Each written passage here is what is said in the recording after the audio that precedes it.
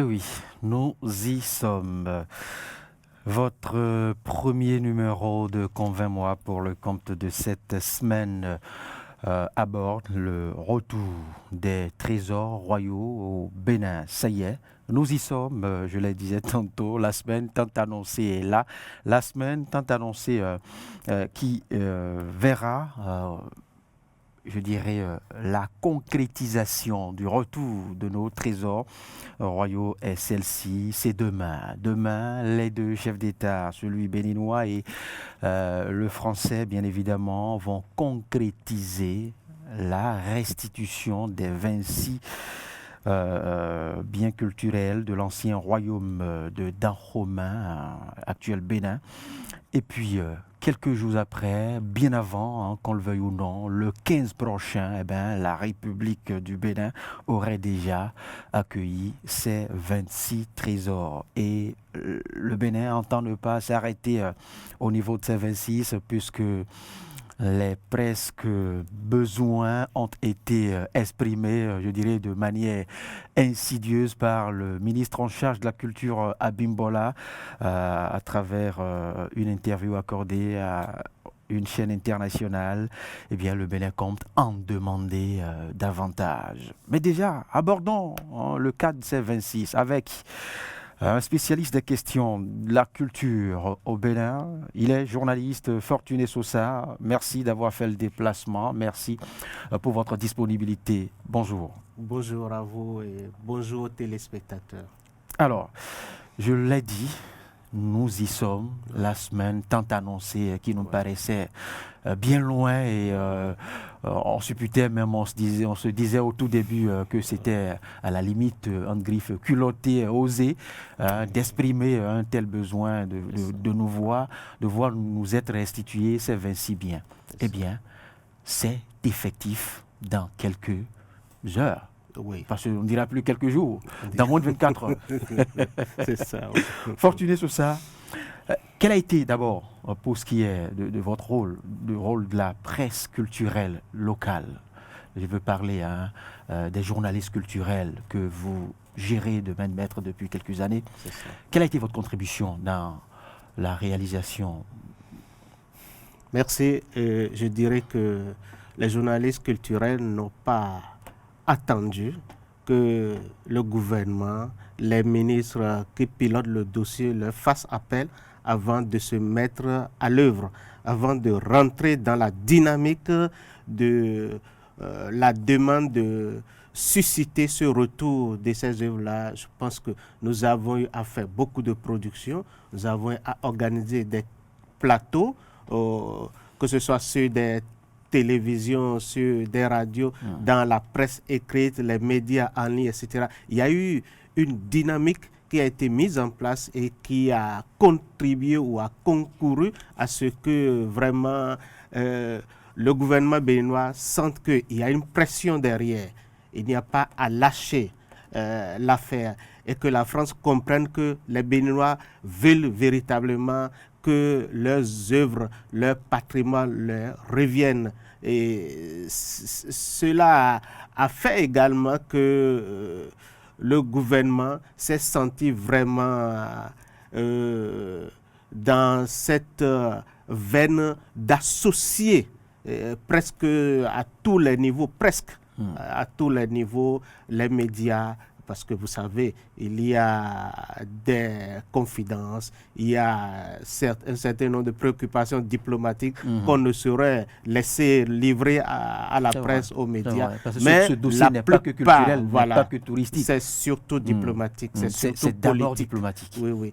Donc, nous nous réjouissons d'avoir eu un certain nombre d'informations importantes à temps et aussi de n'avoir pas attendu d'avoir toutes les informations pour aller au devant de la scène, pour porter la voix du peuple. Fortuné Sosa, vous y avez cru au prime abord ou vous y êtes juste lancé parce qu'il y avait de la matière culturelle à creuser, à consommer? De façon générale, il y a eu beaucoup de doutes. De façon générale, il y a eu beaucoup de doutes. L'association que je préside a eu à entré en partenariat avec une radio privée dans le temps où nous avons organisé beaucoup de débats autour de cette question. Et ce qui nous a le plus choqué, c'est d'entendre des spécialistes du patrimoine dire non. La France ne va pas céder parce que le Bénin n'a pas ratifié telle convention. Et effectivement, vous savez, au départ, il y a eu... sur le caractère inaliénable. Oui, voilà.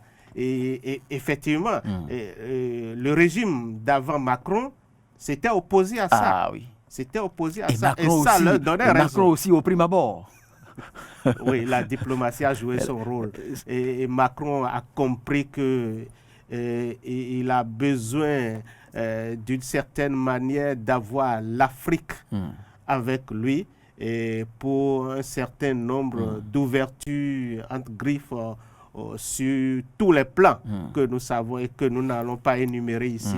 Donc, très vite, le président Macron a compris que non, il ne faut pas tout le temps s'opposer à ça parce que ce dont il est question n'a pas été légalement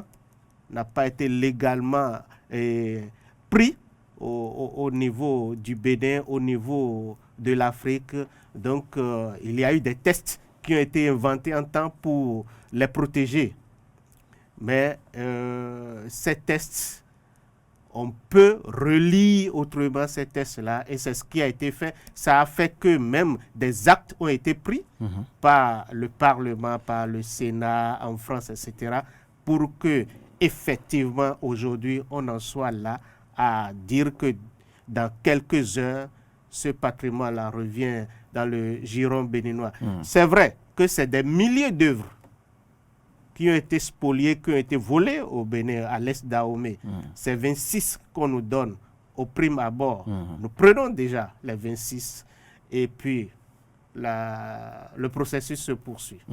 On ne va pas faire de la polémique, mais il me plaît bien de vous rappeler cette première partie de la doléance. À la doléance exprimée au prime abord, le Bénin a essuyé d'abord un revers accusant.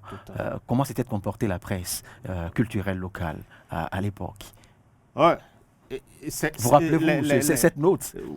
Oui, il faut dire que ça a été des réactions diversifiées, il faut le dire. Vous savez, la presse béninoise est une presse plurielle. Il y a cette presse qui a dit, qui n'a pas apprécié le comportement de la France et qui n'a pas été d'accord. Il y a cette presse qui s'est fondée sur les tests existants en ce moment-là, ce que disent les tests en ce moment-là, pour justifier le refus de la France. Donc, il y a eu diverses opinions. De toutes les façons, aujourd'hui, les opinions convergent parce qu'on a fini. Et aussi, il faut dire que la presse est à saluer parce que c'est la presse qui a fait que le Bénin a compris qu'en demandant ses œuvres, il est, entre griffes, dans une certaine illégalité. Et le Bénin a rapidement corrigé le tir. Le Parlement a agi pour qu'on soit dans une certaine norme, pour que désormais, je vais dire, le débat, pour que désormais le dialogue entre les deux parties, la France et le Bénin, soit vraiment équitable, soit vraiment un dialogue entre deux États qui partagent le même point de vue, qui s'accordent les violons désormais. Voilà. Le Bénin, qu'on le veuille ou non, se positionne désormais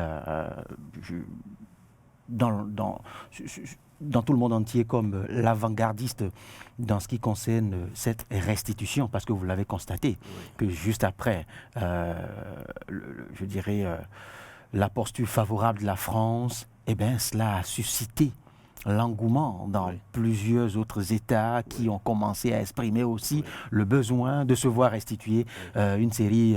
Le Nigeria en a fait, même des pays européens, d'autres pays européens en expriment aussi vis-à-vis de la France ou des États-Unis.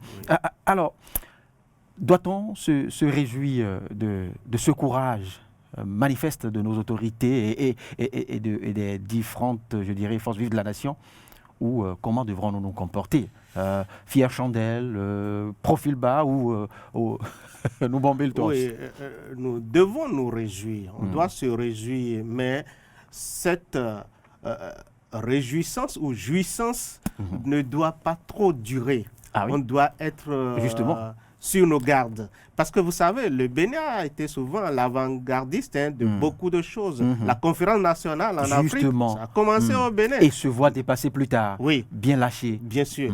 Et quand le Sénégal a débandé, le Sénégal a eu son œuvre tout de suite. Le Sénégal a eu une œuvre. Et ça n'a pas mis tout le temps que ça a mis avec le Bénin. Le Bénin, il y a eu tellement de tracasseries, ça a fait des années, des travaux entre les experts français, les experts béninois, les spécialistes du patrimoine, etc., les universitaires. Donc, il y a eu tellement de protocoles, de processus, alors qu'ailleurs, c'est allé très vite.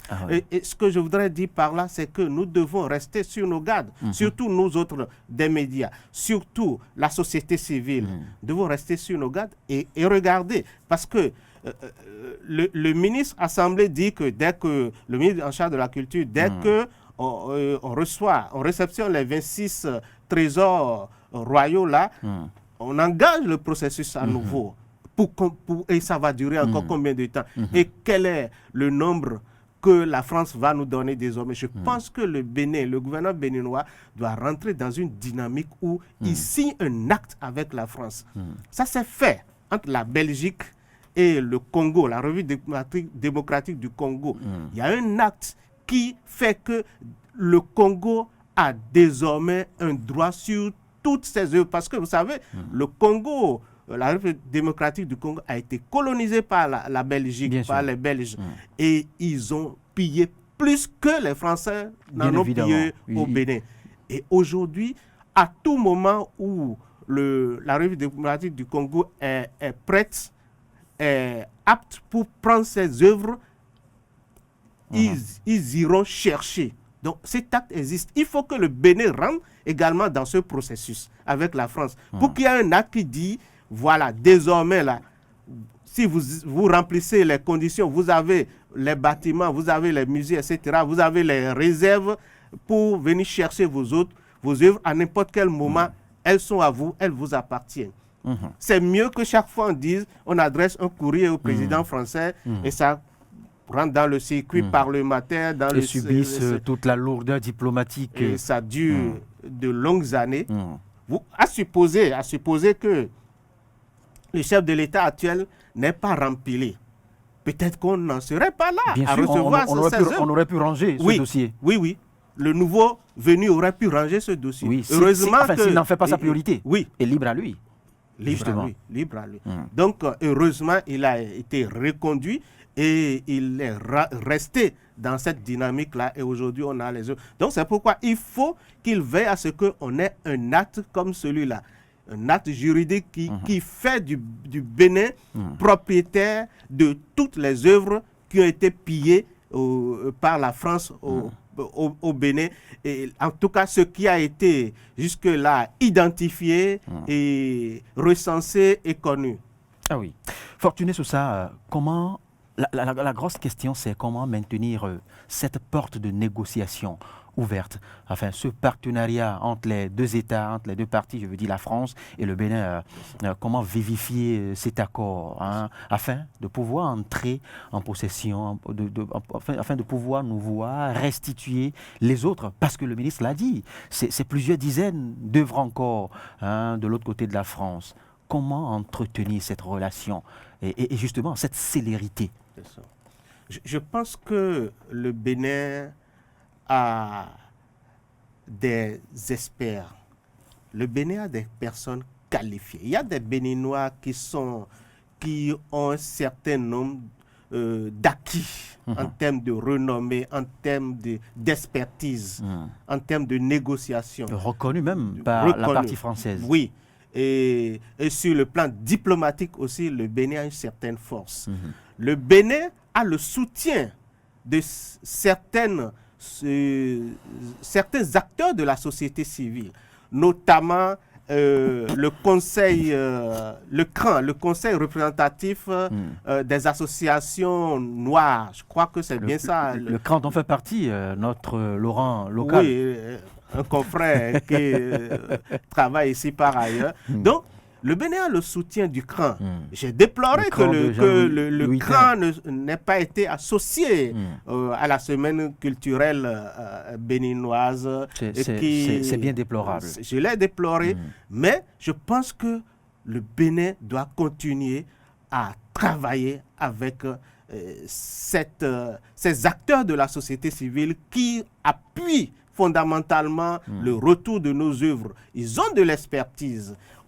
L'État béninois a à prendre partout. Partout où il y a de l'expertise, l'État béninois s'en saisit pour que nous allions à ce protocole, à cet accord qui fait que ce ne sera pas chaque fois aller demander, parce que c'est la France qui a décidé de nous retourner 26 œuvres. Ce n'est pas le Bénin qui a dit « je veux 26 œuvres au départ ». Et c'est la France qui a identifié les œuvres à nous remettre. Ce n'est pas le Bénin qui a dit « nous voulons ci et ça pour les 26 que vous voulez donner ». Autrement dit, elle aurait pu aller au-delà des 26. Tout à fait.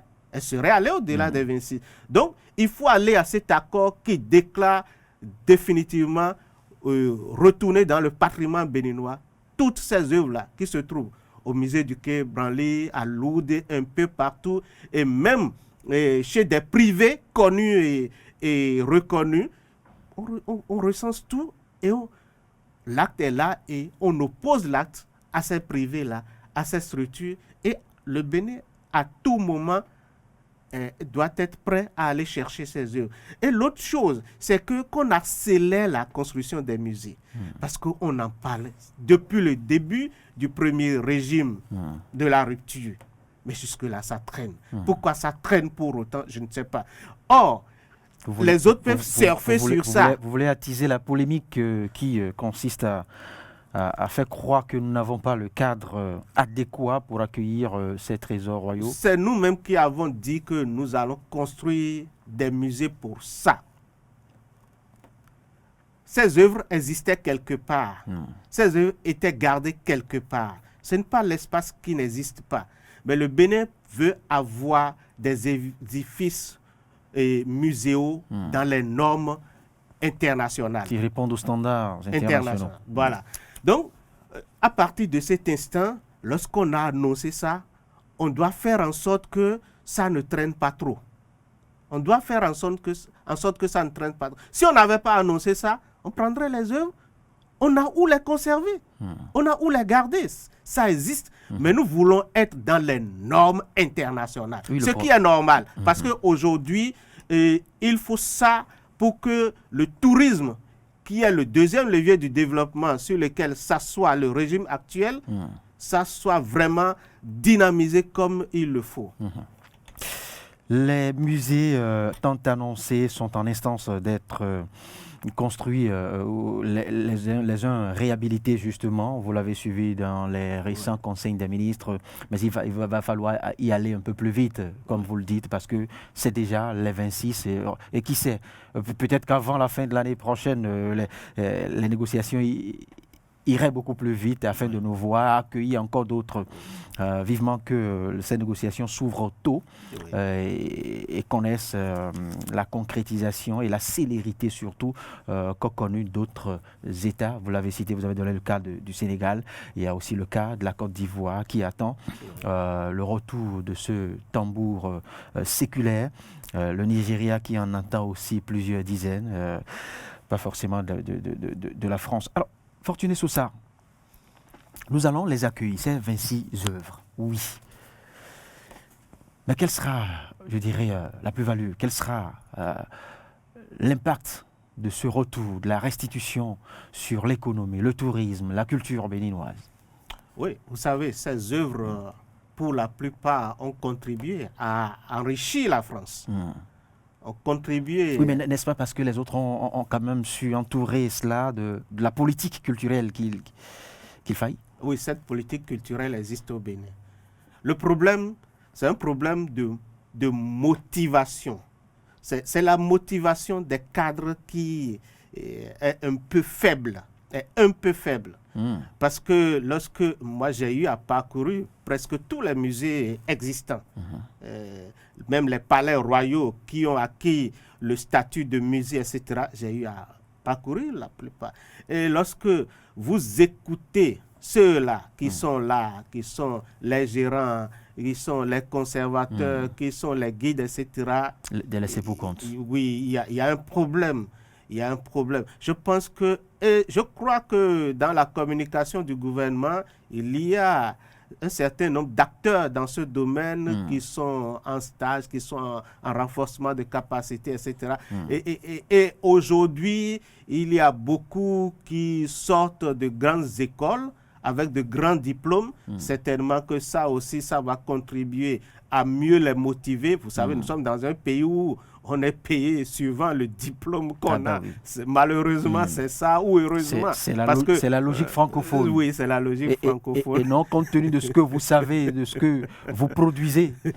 C'est cela, et on en prend acte. Donc, je pense que si ce n'est pas fait, il faut que ceux-là soient vraiment motivés.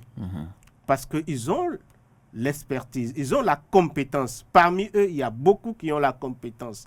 Mais lorsque ils sont tiraillés par ce que nous savons, ce n'est pas facile pour eux de faire le job. Donc, et lorsque on aura réglé ce problème, je pense que c'est simple. Hein, pour que nous rentrons dans une dynamique touristique, c'est déjà renforcer, encourager le tourisme local. Le tourisme local, c'est quoi? Moi, je pense que le Bénin doit faire en sorte que les écoles, de l'école primaire jusqu'à l'université, qu'ils aient des dates pour aller dans nos musées, visiter nos sites touristiques. Je pense que... Certains établissements le font. Quelques établissements le font. Et la plupart, c'est des privés. Oui. Quelques établissements. Et c'est la plupart, c'est... Or, vous savez, les établissements publics, quand on regarde l'effectif qu'on a comme établissement... Voilà. Et l'autre chose, c'est peut-être aussi d'exiger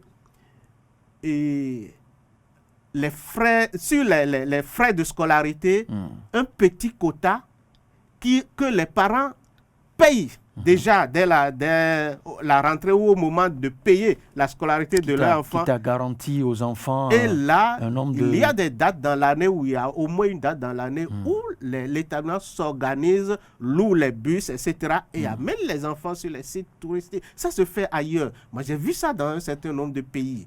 J'ai vu ça, surtout en Égypte. J'ai vu cette dynamique touristique en Égypte. Jusque-là, vous dites ce qui est normal, mais les parents vous diront que difficilement, ils supportent déjà les frais de scolarité. Et si ça ne dépasse pas 1000 francs, je pense qu'ils ne vont pas sentir ça en payant. Ça ne doit pas dépasser 1000 francs. Je vous fais la confidence que ça dépasse bien 1000 francs. Moi, quand j'étais au CM2, notre directrice a toujours, celle qui était directrice, a toujours organisé ça. Nous avons toujours eu une période pour aller visiter les sites touristiques. C'est comme ça qu'au CM2, moi j'ai visité les musées à Ouida et ailleurs, parce qu'elle a intégré ça. Et chaque CM2, jusqu'à sa retraite, il y a toujours ce temps pour aller faire le tour. C'est juste les classes de CM2. Et ça permet aux enfants de connaître le pays. Oui. Parce que vous savez qu'il y a des enfants qui grandissent à Cotonou et ne connaissent que Cotonou. Oui. Oui. Comme à l'intérieur aussi. Qui n'ont peut-être jamais vu un serpent. Oui. Ah oui. Enfin, si ce n'est dans les ouvrages. Ou à la télé. Donc, c'est très important ce que vous dites. Et aussi, il faudra cultiver la fibre touristique à tous les niveaux. Oui, combien sont enclins au Bénin, combien sentent le besoin d'aller visiter à Gonguinto, d'aller visiter le palais, tel musée à Porto et autres. Combien sentent le besoin? Non, cela ne fait pas cette culture. Il faudra nous commencer à nous l'inculquer pour que nous sentions le besoin d'aller découvrir une partie de nous-mêmes. Parce que ça participe de notre identité. Oui, de notre identité. Oui, et les Blancs l'ont compris. Très tôt. Et ils viennent, caméra, photo à l'appui. Ils cotisent toute l'année pour ça. Pour ça. Oui. Et viennent se l'approprier Oui. et maîtrisent mieux une partie de nos cultures, Oui. de nos réalités que Oui. nous. Je vais vous faire une confidence. J'étais à Dakar il y a quelques années où j'avais mis un chapeau des rois, là, de roi Glélé, dans le cadre d'une activité à Dakar, où il y a une vieille qui s'est approchée de moi, qui dit, vous venez du Bénin, vous êtes béninois.